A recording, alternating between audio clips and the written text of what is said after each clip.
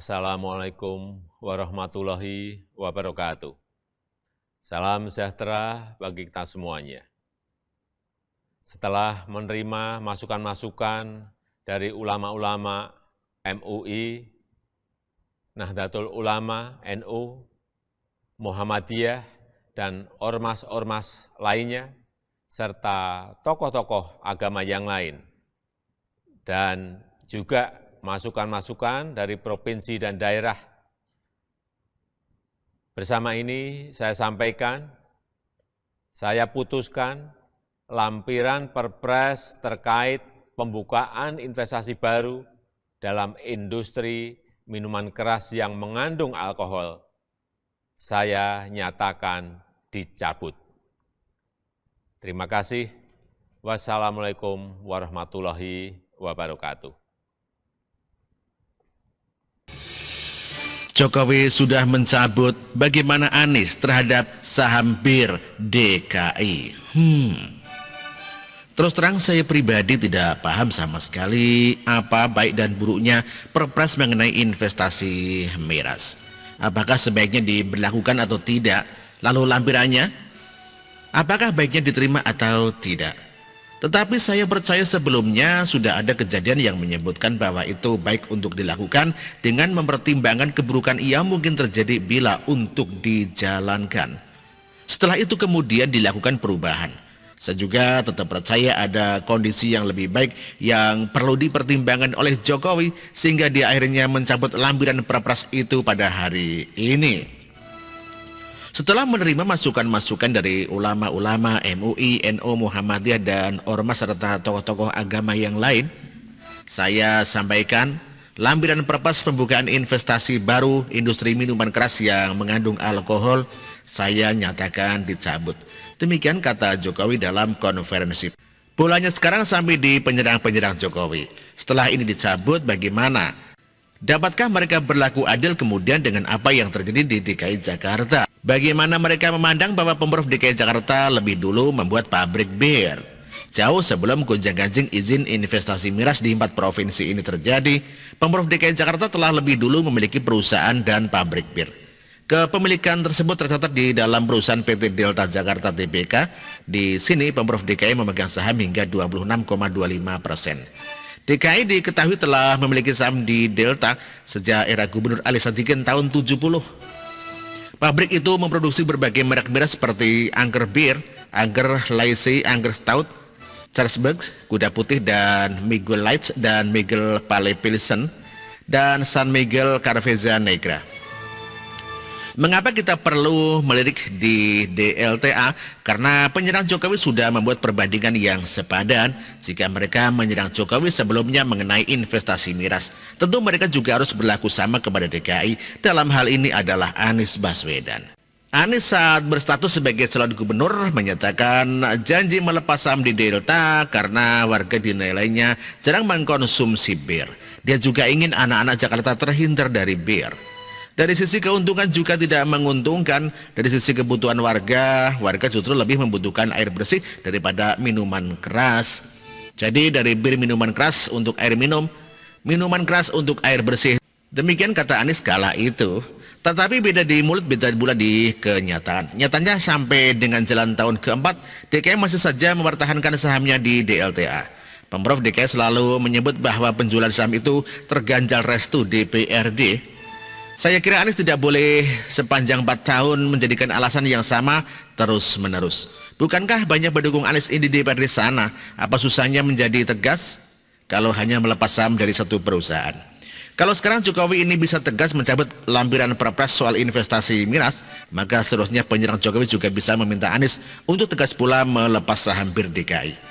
Tidak boleh mengatasnamakan DPRD terus karena itu adalah tugas mereka melobinya. Saat janji kampanye itu digulirkan, publik tidak menanyakan bagaimana cara Anies memastikan saham bir itu dilepas. Artinya Anies sudah punya caranya dan janji itu harus ditepati, itu saja. Tetapi kalau tidak ditepati bagaimana? Ya harus menjadi maklum juga.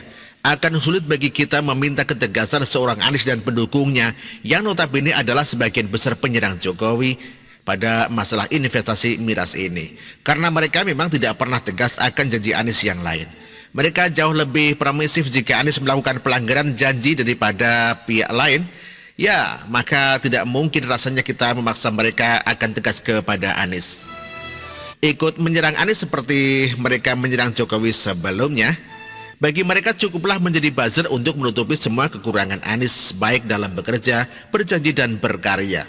Mereka lebih suka mempersiapkan penghargaan apalagi yang bisa diberikan kepada Anies setelah ini, daripada sibuk-sibuk memikirkan janji Anies yang tidak terrealisasi.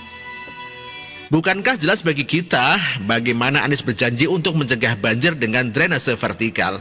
Mereka memaksakan diri untuk merasa itu sudah terpenuhi, karena sisanya bagi mereka hanya kenangan-kenangan saja. Artikel ini ditulis oleh Jaya Surbakti. Terima kasih.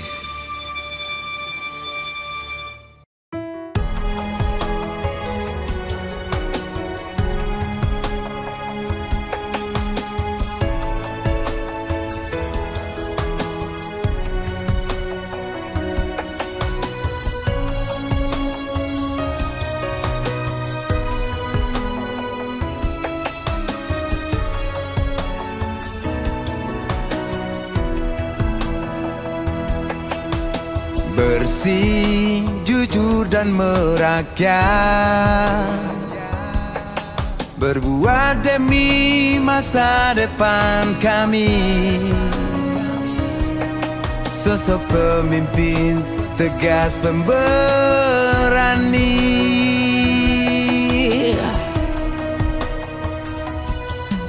Kamu tidak tergantikan,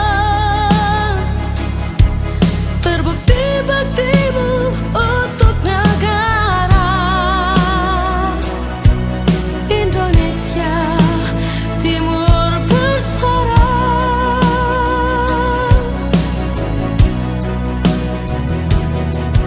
Siang